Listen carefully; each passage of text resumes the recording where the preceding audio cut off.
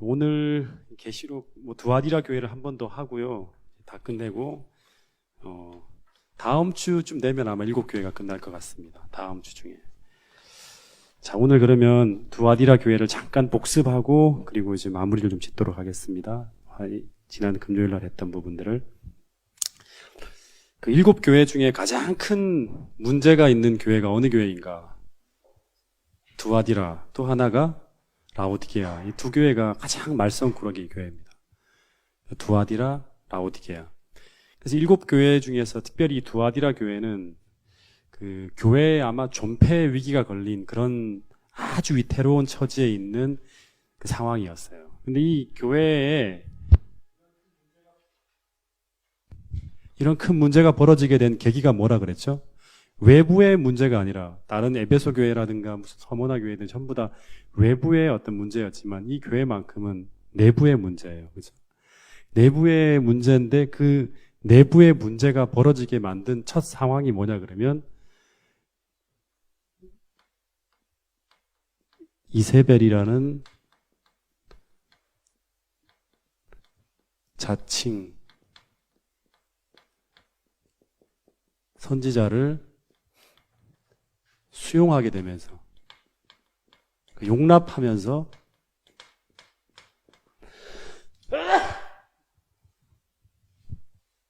이런 상황이 벌어지는 거예요. 그래서 선지자라는 말은 이게 뭐예요? 가르침이죠. 그 성경에 나와 있는 가르침이 아니라 성경 외에 다른 어떤 신, 다른 존재에게서 온 가르침을 수용하고 용납하면서 이 문제가 벌어지는 겁니다. 저기 왜 다 돌려져 있죠? 스피커들이. 그래서 이 교회가 이 거짓 선지자를 교회 안으로 들어감을 용납함으로 말미암아 그 가르침을 따라감으로 말미암아 교회가 이제 더 이상 그리스도의 가르침이 아니라 이세벨의 가르침을 따라서 살게 되면 누구를 숭배하는 거예요? 그리스도를 숭배하는 것이 아니라 마치 구약 시대에 이세벨을 용납함으로 북방 이스라엘이 바알을 숭배하는 그때처럼 교회가 완전히 무너질 수밖에 없는 그런 위험한 상황에 놓여 있어요. 다른 데는 이제 니골라라든가 그다음에 발람의 교훈이 이제 에베소 교회나 서모나 교회를 침범해 들어왔지만 그때는 대다수 사람들은 그걸 저항했어요. 그죠? 근데 여기서는 그게 아니라 교회가 집단적으로 이 사람을 선지자로 수용을 해버립니다. 그러면서 교회가 굉장히 위태로운 상황으로 가요. 근데 이 이세벨이란 말을 이제 우리가 두아디라 교회를 할 때 계속 생각을 해야 되는 부분이라 했습니다. 이 한 단어 속에 굉장히 많은 어떤 빛들이 모아집니다. 이 두아디라 교회 상황을 설명하는. 근데 이거를 이제 역사주의적으로 설명을 하면 언제부터다? 538년부터 시작해서 1517년. 이 시기를 중세 암흑기라 그럽니다. 또는 교황권 전성기라 그래요.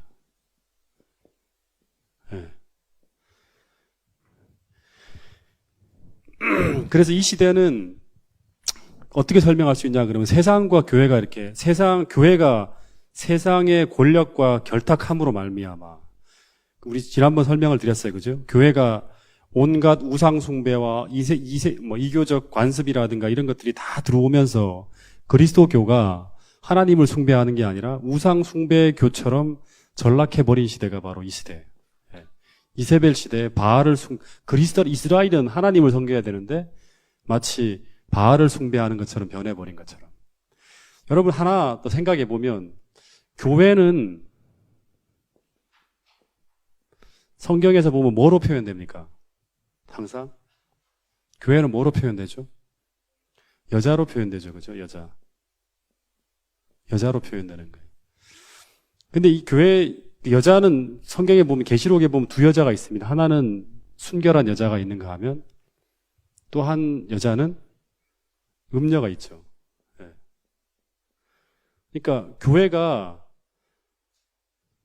세상 역사를 보면 다 교회라서 다 교회가 아니라 진짜 교회는 남은 자손이 있고 그냥 자손들이 있죠. 그냥 여자가 있죠. 그죠? 그런 것처럼 하나님과 언약되어진 교회는요. 교회란 간판만 붙어 있다고 다 교회가 아니라 음녀라는 건 뭐예요? 음행을 하고 있는 여자죠. 그죠? 다시 말하면 하나님과 남편이신 그리스도와 언약이 깨어진 곳이 바로 음녀예요. 예.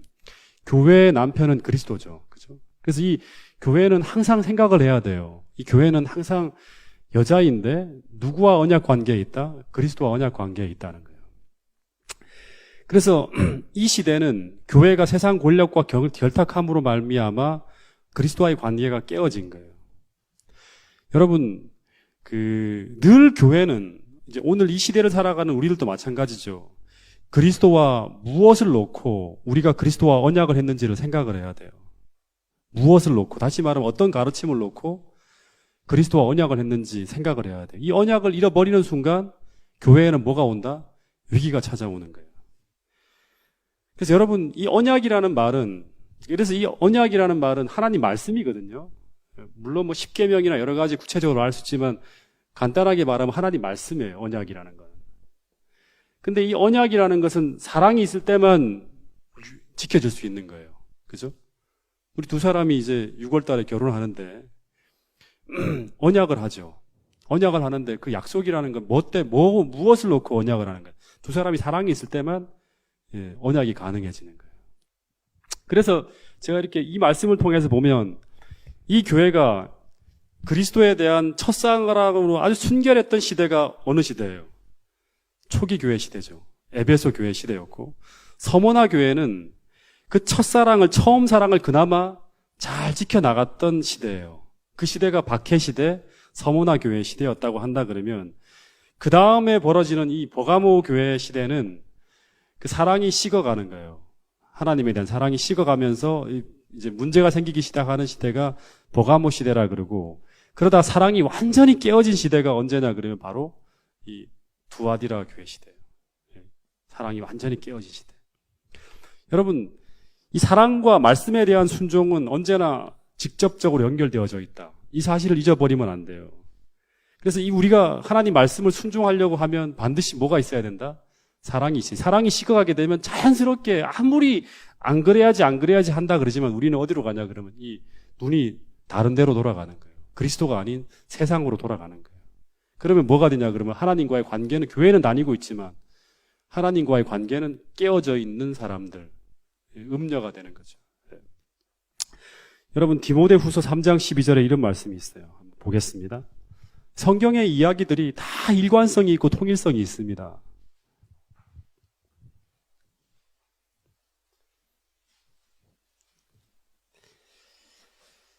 자, 같이 한번 읽어볼까요? 디모데후서 3장 12절 시작.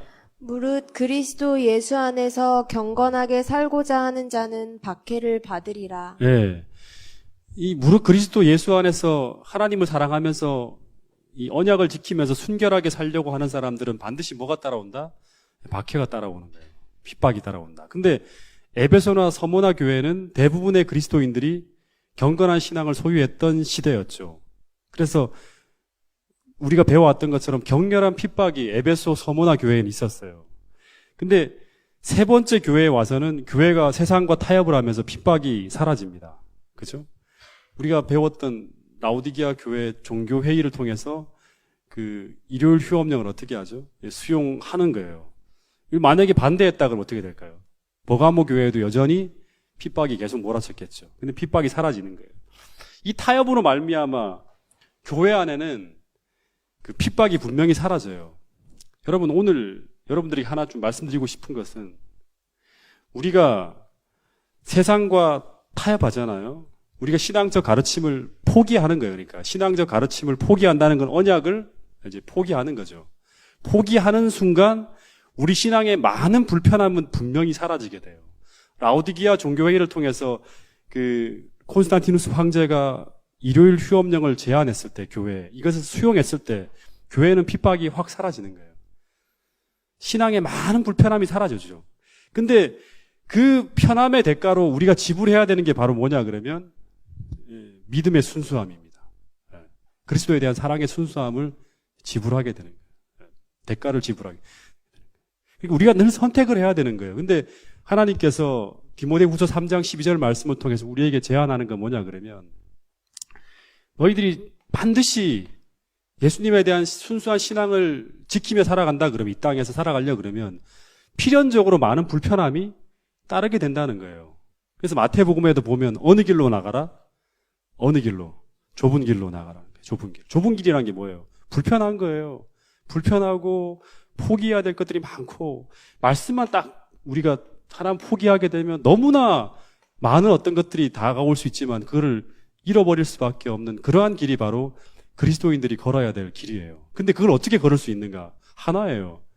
예수님에 대한 사랑이에요. 우리가 그분과 언약을 했기 때문에. 그래서 이 사랑이 식으면 절대 우리는 좁은 길로 갈 수가 없어요. 아시겠습니까? 그래서 우리의 신앙에 가장 필수적으로 우리에게 점검해야 될, 매일 매순간 점검해야 될 게 뭐냐, 그럼 내가 그리스도에 대한 사랑이 식지 않았는가. 다 우리가 생각을 해야 되는 거예요. 그래서 이 시대 대다수의 그리스도인들이 버가모 시대 신앙의 모습이 뭐냐, 그러면 초기 교회 시대와 박해 시대를 통해서 이어져 온 그리스도에 대한 순결하고 순수한 사랑을 유지하지 못해요. 버가모 시대로 들어가면서.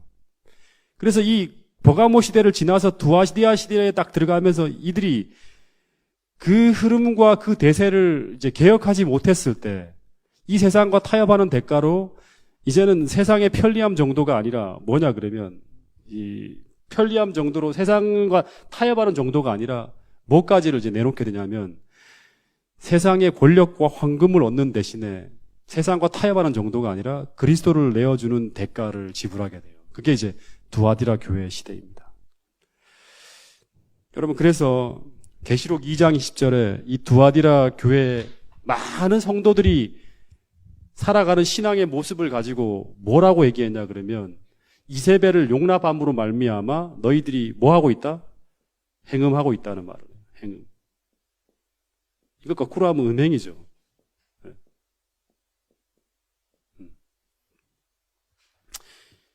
음행이 뭐예요? 행음, 음행. 이게 뭐예요? 이걸 좀 풀어보세요. 이게 뭐예요? 여자가 다른 남자와 바람이 난 거죠. 교회가 그리스도의 가르침이 아니라 그리스도의 가르침을 버리고 자칭 선지자라고 하는 이세벨을 용납하고 그 가르침을 받아들이는 상황을 행음이라고 한 이유는 또 얘기하면 우리가 그리스도인들의 모든 신앙이 다 그리스도와의 사랑의 언약과 관계되어 있기 때문에 이런 표현을 쓰는 거예요. 그래서 이런 행음이 멈추어지려면 우리가 다시금 원래 순수한 복음으로 들어가려면 우리에게 필요한 게 뭐냐 그러면 처음에 줬던 에베소 교회에 던진 그 기별을 봐야 돼요. 그 에베소 초기 교회 시대에 아주 그들이 순수한 신앙을 유지했던 것은 바로 뭐냐 그러면 첫사랑이잖아요. 첫사랑. 처음 사랑을 기억하고 회복하는 거예요.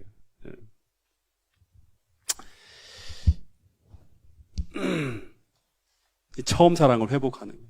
여러분, 오늘 다시 한번 우리 한 분 한 분이 예수님과 언약한 존재임을 기억하고 그리스도와의 처음 사랑을 우리 회복할 수 있는 저와 여러분들이 될 수 있기를 간절히 바라겠습니다. 근데 이 교회가 이제 세상과 타협하는 일이 벌어질 때, 그 이세벨을 받아들이게 될 때, 그 세상의 황금과 권력과 편리함을 잠시 얻기 위해서 이 여자를 수용했을 때 이스라엘에 어떤 일이 벌어지죠? 이세벨이 들어왔을 때 어떤 일이 벌어집니까? 이세벨이 이스라엘에 들어왔을 때 교회에 세상의 가르침이 막 들어왔을 때 어떤 일이 벌어지죠? 다시 복습하는 거예요.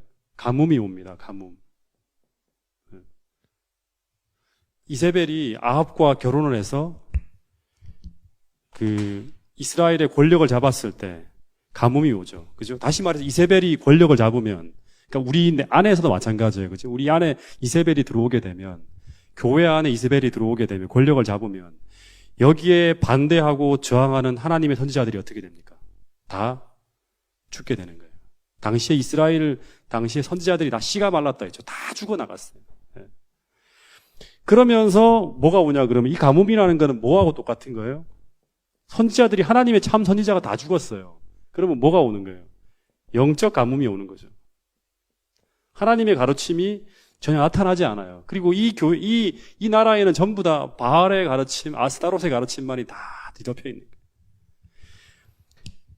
그래서 이 엘리야 시대에 이스라엘에 벌어진 이 3년 반 동안의 극심한 가뭄은, 3년 반 동안의 극심한 가뭄은 중세 암흑기에 한때, 두때, 반때, 3년 반, 즉 1260년 동안의 극심한 영적 가뭄을 표상하고 있어요.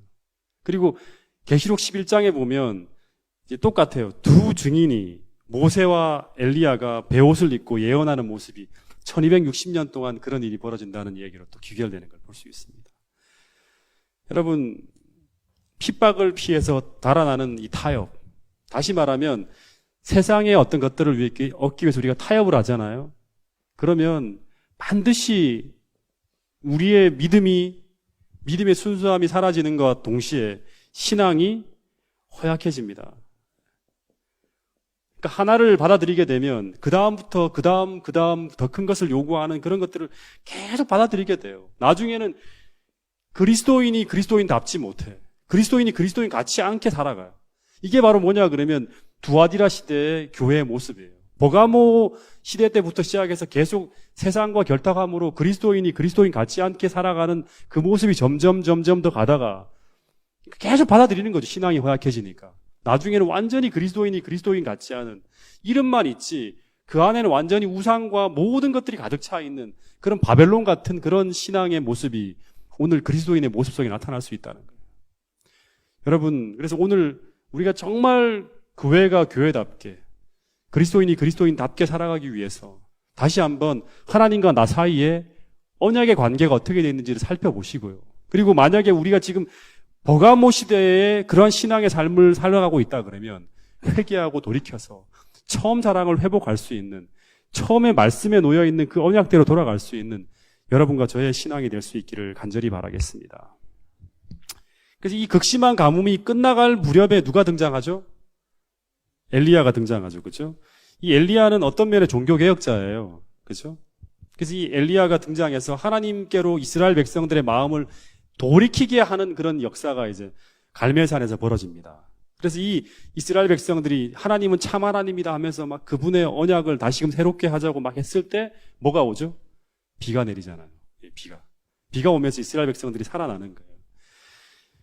다시 말하면 엘리야가 갈멜산에서 바알과 아스타롯 선지자들을 상대로 종교개혁을 일으키면서 이스라엘 백성을 하나님께로 하나님으로의 말씀으로 돌아가게 할 때 비가 오게 된 것처럼 똑같이 마르틴 루터가 법안권을 상대로 종교개혁을 일으키는 시점으로 이 1517년이 바로 그 타이밍이거든요. 시점으로 중세시대의 극심한 말씀의 기근이 끝나고 진리의 생수가 교회 안으로 흘러들면서 교회가 살아나기 시작해요. 믿음으로 말미암은 의로, 그 다음에 침례, 수많은 어떤 그런 이 중세시대 동안 깊은 바닷속에 묻혀있던 진리들을 꺼내는 거죠. 솔라 스크립투라라는 기체 아래서. 자, 여기까지가 지난 금요일까지 했던 것이고요. 이제 24절, 이제 오늘 나갈 부분들을 한번 나가보겠습니다. 자, 24절부터 한번 읽어보겠습니다. 24절, 25절 읽어보겠습니다.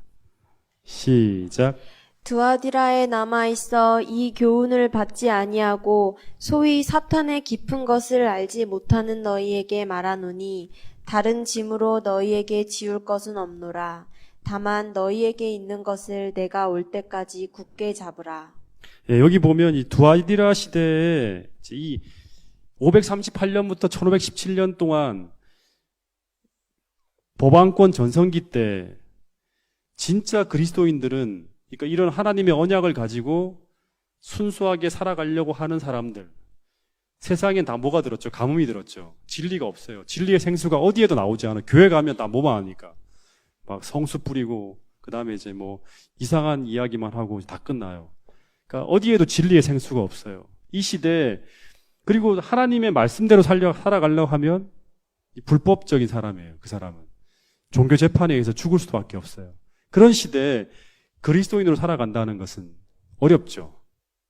이 생존 자체가 힘든 거죠. 그래서 그 시대의 모든 그리스도인들은 다 어디 있어요? 산중이라든가 아니면 어떤 그런 웅벽한 산골에 들어가서 혼자 몰래 신앙을 지키며 살아가는 사람들이에요. 그래서 이 예수님이 이들에게 이런 말씀을 하시는 거예요. 25절에 보면 다른 짐으로 내게 지울 것이 없노라. 다른 짐을 너희들한테 줄 게 없다는 거예요. 다만 너희에게 있는 것을 내가 올 때까지 어떻게 알아? 굳게 잡으라는 거예요.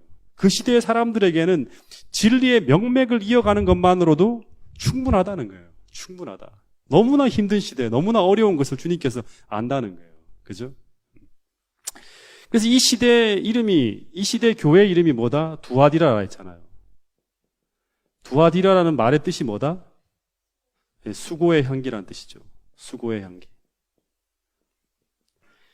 그리스도인으로 살아간다는 그 자체가 너무나 수고스러운 시대를 지나가고 있는 거예요.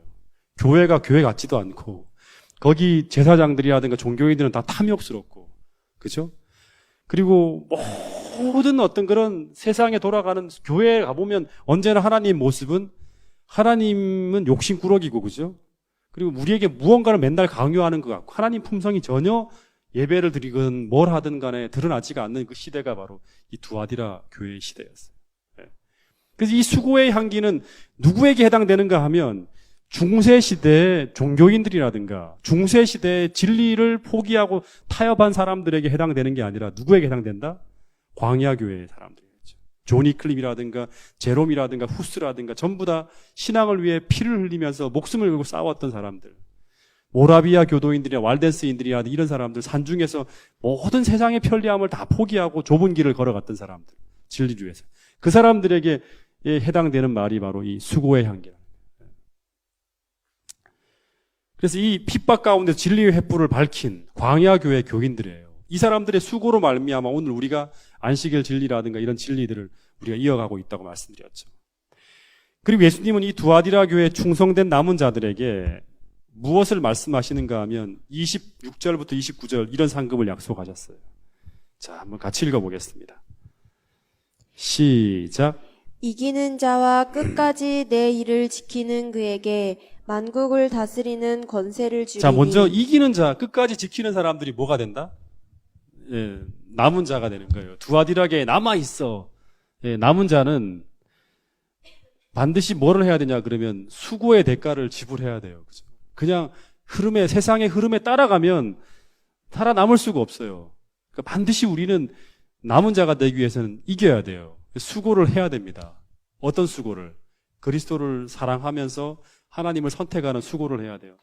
그래서 이렇게 남아있는 자들에게 어떤 걸 주냐 그러면, 자, 첫 번째는 계속 읽어보세요. 그가 철장을 가지고 그들을 다스려 질그릇 깨뜨리는 것과 같이 하리라. 나도 내 아버지께 받은 것이 그러하니라. 내가 또 그에게 새벽별을 주리라. 귀 있는 자는 성령이 교회들에게 하시는 말씀을 들을지어다. 네, 이 두아디라 교회 진짜 힘든 이 시기를 살아가는 사람들에게 예수님이 어떻게 하면 이들이 내가 주는 그 상급을 바라보고 이길 수 있을까 하다가 첫 번째로 얘기한 게 뭐예요? 첫 번째로 얘기한 게 만국을 다스리는 권세를 준다는 말이에요. 그래서 내가 그 철장을 가지고 만국을 다스리는, 철장이라는 말은 철로 된 이런 이제 왕이 쓰는 하나의 봉과 같은 거예요. 이렇게 장, 곤장 칠 때 때리잖아요. 그런 것처럼 철장이라는 것은 어떤 그런 주의권이에요. 그걸 준다 그러는데 이게 뭘까? 이 상급이라는 게 뭘까? 여러분, 이 만국을 다스리는 권세는 누가 가지고 있는 권세입니까? 이게 어디서 온 글인지 혹시 아세요? 성경 계시록에 나와 있는 모든 표현들은 구약의 언어입니다. 구약의 언어. 어디에서 나온 표현일까요? 철장을 다스린다. 뭐 이런 표현들. 자, 시편 2편 9절 한번 보세요. 시편 2편 9절.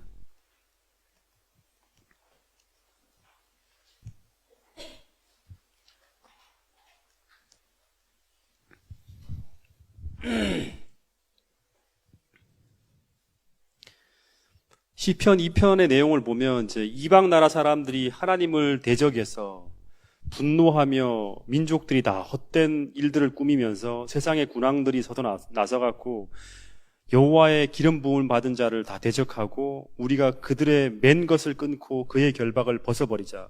맨 것이라는 건 뭐냐 그러면 언약이라든가 이런 모든 율법 같은 것죠. 이걸 다 벗어버리자 하고 막 그러는 거예요.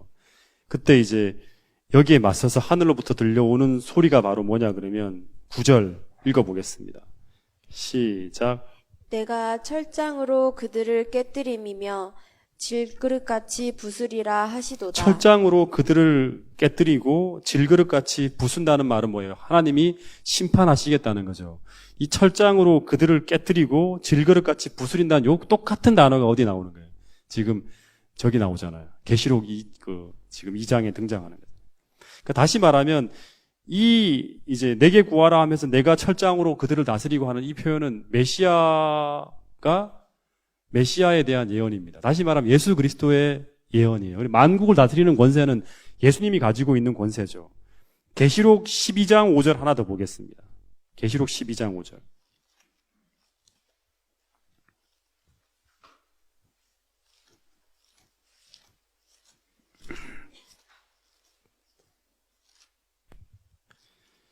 (12장 5절) 같이 읽어볼까요? 네, 읽어보겠습니다. 시작. 여자가 아들을 낳으니 이는 장차 철장으로 만국을 다스릴 남자라.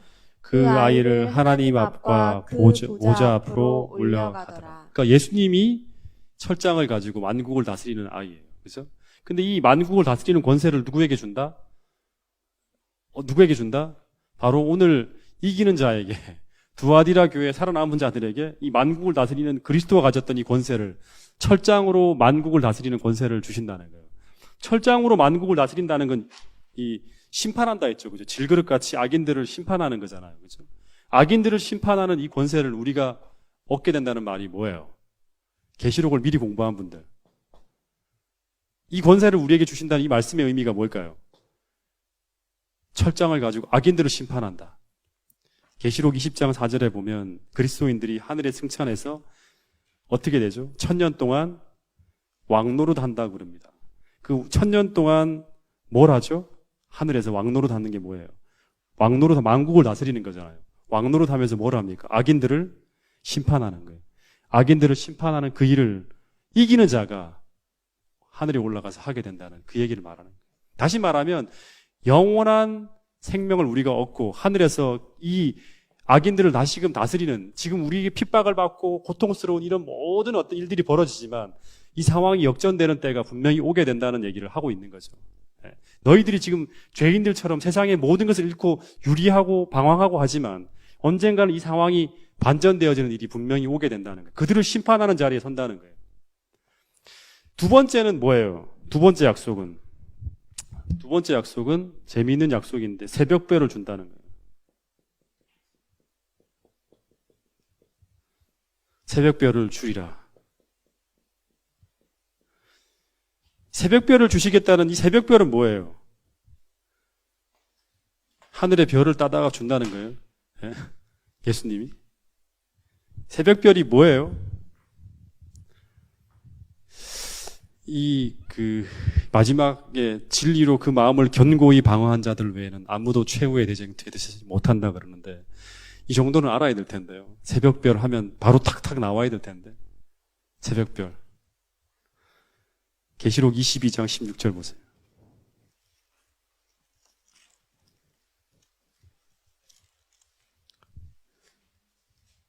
자, 큰 소리로 읽어보겠습니다. 시작. 나 예수는 교회들을 위하여 내 사자를 보내어 이것들을 너희에게 증언하게 하였노라. 나는 다윗의 뿌리요 자손이니 곧 광명한 새벽별이라. 광명한 새벽별이다. 내가 광명한 새벽별. 다시 말하면 이 광명한 새벽별이라는 말은 누구를 가리킨다? 예수님이죠. 새벽별을 준다는 말은 예수 그리스도 자신을 준다는 말이죠. 만국을 다스리는 권세를 준다는 말은 그리스도께서 가지고 계신 최고의 권세를 너희들에게 준다는 거예요. 가장 어려운 시기를 통과하는 이 시대. 여러분, 이 새벽별은 언제 뜹니까? 새벽에 뜨니까 금성이죠, 그죠? 새벽이라는 말은 뭐예요? 가장 어두운 때죠. 가장 어두운 때. 동이 터오기 바로 직전 가장 어두운 때 새벽에 동력 하늘에서 가장 찬란하게 빛을 발하며 떠 있는 별이 바로 뭐예요? 새벽별이에요. 금성이에요, 그죠? 다시 말해 가장 어두운 때 이 별은 세상에 가장 밝게 찬란하게 떠오릅니다. 이 말은 뭐냐 그러면 그래서 이기는 자들은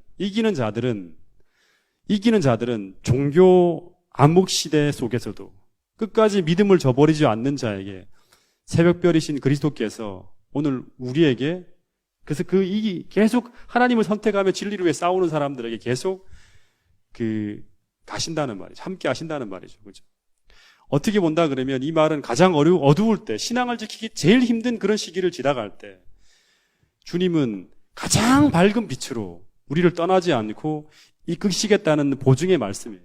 그러니까 우리가 여러분들이 지금 신앙적으로 신앙을 유지하기에 가장 어두운 그런 시기를 지나가고 있다 그러면, 이 두아디라 시대 같은 시대를 지나가고 있다면, 하나님께서는 그 길에 실족지 않게 하기 위해서 가장 찬란한 별을, 그 새벽녘에 가장 찬란한 빛으로 우리를 조명하시면서 인도하시겠다고 하는 거예요.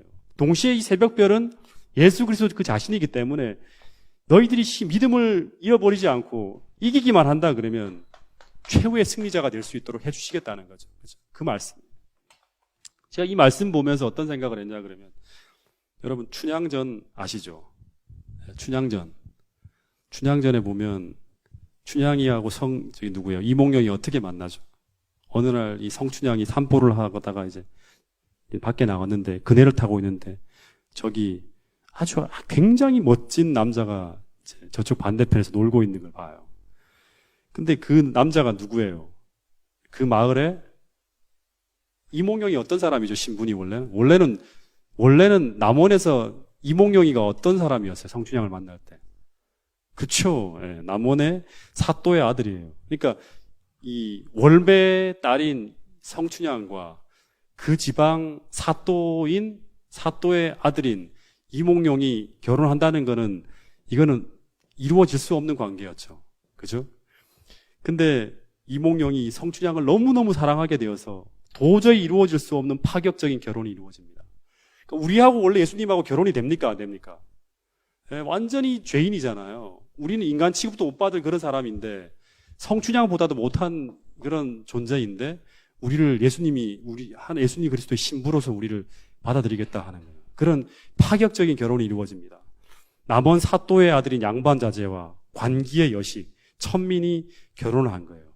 그래서 이 결혼으로 춘향이는 일약 천민의 신분에서 단박에 명문가의 아내가 될 수 있는 길이 암묵적으로 열린 거예요. 언약만 했지 실제로는 아직까지는 완전히 공개된 건 아니죠. 그죠?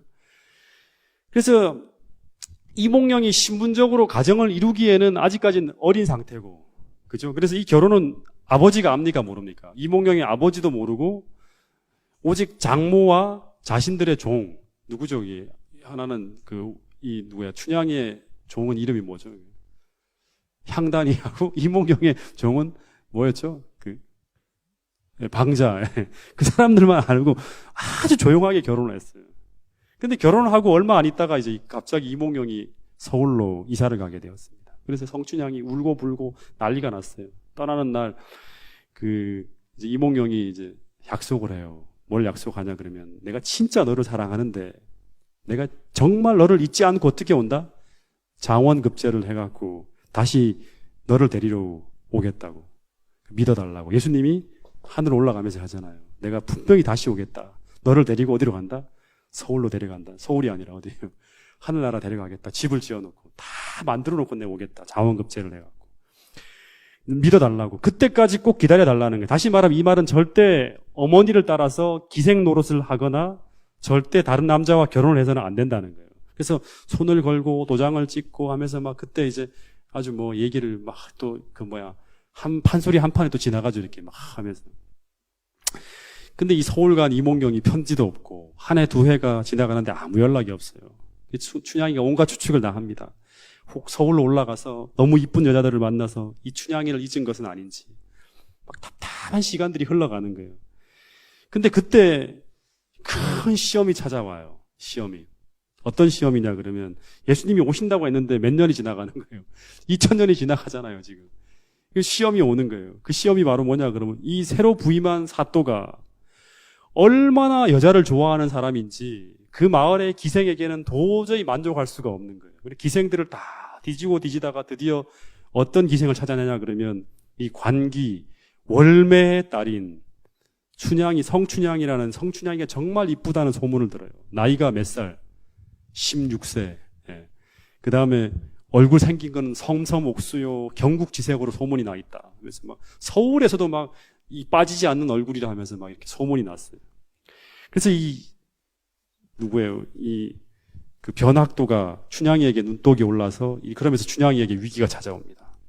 여러분, 이 춘향이가 정절을 지킬 필요가 있나요, 없나요? 네? 정절을 지킬 필요가 있어요, 없어요? 예?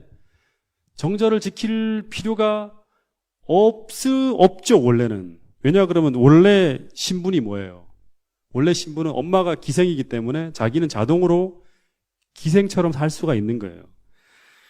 그래서 이 이몽룡이하고 그냥 하룻밤 그냥 장걸로 이해를 하고 결혼한 게 아니야. 그냥 그 사람한테 그냥 한번 내가 기생으로서 몸을 준 것 뿐이야. 이렇게 생각을 하고 그냥 이걸 기생으로 가서 살 수도 있어요. 그죠? 그리고 이 이몽룡인지 삼몽룡인지 하는 사람은 소식이 있습니까? 없습니까? 소식이 없어요. 예, 하늘에서 지금 뭐 하는지도 모르겠어요. 예. 그리고 이 변학도도 이 춘향이에게 무슨 네가 정절을 지키려고 하냐 하면서 내가 뭐도 해두고 뭐도 해주고 다 해줄 테니까 나의 청을 받아달라고 매일매일 애절하게 부탁을 하는 거예요. 근데 여러분, 영화 속에서는, 소설 속에서는 춘향이가 갈등이 없는 것처럼 보이지만 실제 춘향이는 갈등이 있었겠죠. 굉장히 큰 갈등이 있었어요. 이 성춘향의 스토리가 무슨 쉬라라는 그런 얘기도 있더라고요, 제가. 그 판소리로 이렇게 있었지만 실제로는 막 그게 다 있잖아요. 그래서 이 춘향이가 그 남편의 약속을 기억하고, 다시 말하면 언약이죠. 이 변학도의 수청을 단호하게 거절합니다. 그러면서 감옥에 갇히게 되고 이제 죽음의 위기를 직면합니다. 누가 오지 않으면, 이몽룡이가 오지 않으면, 구하러 오지 않으면 죽는 거예요, 이제. 왜냐 그러면 이 사람이 결혼한 사람이라는 걸 신분을 증명해 줄 수 있는 유일한 어떤 사람은 이몽룡이가 와야 돼. 저 사람이 내 아내라고 해줘야지만 풀려나는 거예요. 근데 이 기다림의 끝에 어떤 일이 벌어집니까? 마지막 시험이 찾아옵니다. 그토록 기다리던 이몽룡이 나타났는데 어떻게 나타나죠? 예? 거지 박새가 된 춘향이 찾아오는 거예요. 그래서 이 춘향이가 이제 이몽룡을 기다리는 아무런 보람도 없는 그런 상황을 맞이하는 거예요. 그래서 이 월매는 완전히 막 이몽룡을 완전히 괄세를 하고 막 이제는 너 진짜 이렇게 올 수 있냐 하면서 막 푸대접을 하는데 이 춘향이가 월매에게 서방님을 따뜻하게 대접을 하라. 그래서 밥을 지어주고 뭐도 해달라고 하면서 나는 죽지만 제발 저 사람을 잘 해달라고 막 마지막 유언을 남긴답니다. 이 말은 성춘향이가 이몽룡을 기다린 것이 단지 그의 명예라든가 그의 부 때문에 사랑한 것이 아닌 정말 순수한 사랑으로 그를 사랑하였으면 어떻게 하는 거예요? 증명하는 거죠. 이게 바로 첫사랑이에요. 우리 마지막에 우린 다 잃어요. 그리스도를 얻기 위해서 마지막에는 일요일 휴업령이 떨어질 때 뭐도 잃죠? 경제적인 모든 것들을 다 잃게 되는 거예요. 그러니까 우리가 진짜 이것 때문에 사랑하는 것이 아니라 그리스도를 진짜 순수하게 사랑하는 그 사랑이 없으면 모든 사람은 남은 자가 되지 못해요. 다 뭐가 되냐 그러면 음녀가 되는 거예요. 다 정절을 다 포기하는 거예요. 여러분, 그래서 기복적인 신앙을 한 게 아니죠, 이 성춘향이가. 그래서 이 이몽룡의 입장에서는 이제 이 성춘향의 사랑이 다 확인된 거예요. 그리고 이 춘향이가 목에 칼을 차고 감옥에 갇혀 있는 이 모습을 보았을 때 아마 이몽룡의 마음은 진짜 감동 그 자체였을 거예요. 이런 여자가 어디 있나? 어떻게 나를 이렇게 사랑할 수 있을까? 그래서 그동안 연락도 못 했는데. 그래서 이 옥에 갇혀 있는 춘향이의 모습을 이몽룡은 진심으로 사랑하고 아주 진짜 아마 이몽룡이가 이 춘향이의 모습을 보고 돌아갔잖아요. 이제 암행어사 출도회를 언제 해야 돼? 바로 하고 싶은데 타이밍이 있잖아요. 모든 걸 다 밝혀야 되기 때문에 기다려야 되잖아요. 이 사랑의 고백을 칼을 차고 죽음의 위기 앞에 서 있는 이 모습을 볼 때 아마 이몽룡이는 밤잠을 못 잤을 거예요. 당장에 달려가서 이렇게 해결해주고 싶었을 거예요. 예수님도 마찬가지일 거예요. 오늘 우리가 그리스도 때문에 안식일을 지키기 위해서 주님을 사랑하기 때문에 뭐를 포기하고 그러면서 희생의 자리에 설 때마다 예수님의 마음은 아마 우리의 사랑으로 말미암아 뜨거워질 거라 생각이 들어요. 그래서 마지막 순간 이 변학도의 생일날 망나니가 탁 나타나고 너 수천 거절하면 너 죽을 수 있어 하면서 얘기를 하는데 이 춘향이가 끝까지 이 몽룡에 대한 사랑을 이제 고백했을 때 춘향이의 사형이 집행되려 합니다. 그때 뭐가 이루어집니까? 극적인 반전이 일어나는 거예요. 그토록 그리던 이 몽룡이가 갑자기 거지 박새가 돼서 등장한 것이 아니라 암행어사로 나타나는 거예요. 그리고 성춘향의 얼굴을 탁 들라하면서 성춘향이가 그걸 보고 눈물을 펑펑 흘리니까 어떻게 합니까? 그동안 너무 고생했잖아요. 그 모든 눈물을 그 눈에서 씻기심에 하는 거예요. 그리고 그 천막을 치시고 우리와 함께 영원히 사는 것처럼 춘향이를 데리고 어디로 갑니까? 자기 집으로 데리고 와서 영원히 행복하게 산다는 이 이야기는 어떻게 보면 성경의 이야기하고 극적으로 많이 닮아 있어요. 여러분, 새벽별을 준다는 말은 바로 뭐냐 그러면 그분 자신을 우리에게 준다는 거예요. 다시 말하면 신랑으로서 우리와 함께 영원히 사신다는 거예요. 그분이 가지고 있는 그 사랑을 가지고 우리와 함께 남편이 되어서 하늘나라에서 영원히 함께 하신다는 거예요. 자신을 준다는 거죠. 남편이 사랑하는 아내에게 자신을 주는 것처럼. 새벽별을 준다는 것은 그분 자신을 우리에게 주신다는 거예요. 그래서 예수님, 우리 그리스도인에게 입장에 있어서 최고의 축복은 뭐냐 그러면 그리스도를 소유하는 거예요. 이 어두운 시기를 지나갈 때 우리가 이 예수님의 사랑을 끝까지 바라보면서 그분을 소유해야지만, 놓치지 말아야지만 우리가 마지막 때 남은 자가 되어서 그분과 결혼해서 영원한 하늘나라에서 살 수 있는 거예요. 베드로후서 1장 19절 마지막 말씀으로 하나 보겠습니다. 베드로후서 1장 19절.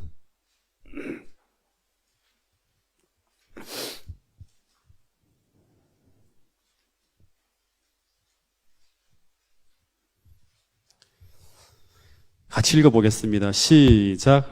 또 우리에게는 더 확실한 예언이 다시 있어. 같이 입을 맞춰서 읽겠습니다. 베드로후서 1장 19절. 시작.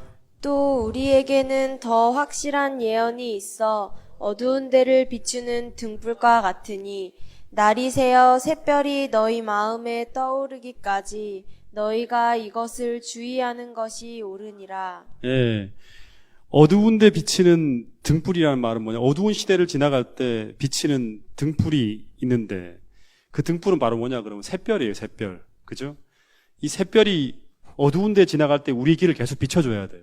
이 샛별이 우리 마음속에 확실하게 떠오르기까지 계속 주목하고 관찰하고 연구해서 반드시 우리가 이 어두운 시기를 이 샛별의 빛을 따라서 우리가 지나가야 한다는 거죠. 그죠? 여러분, 정말 이 마지막 시대를 지나가는 우리가 그리스도를 놓치지 않고 그분을 끝까지 바라보면서 그분에 대한 사랑을 잃어버리지 않고 우리 마음속에 그리스도를 소유함으로 말미암아 마침내 주님과 함께 영원한 하늘나라에서 주님께서 주시는 이 모든 약속들을 다 여러분의 것으로 성취할 수 있는 여러분과 제가 되기를 간절히 바라면서 오늘 말씀을 줄이도록 하겠습니다.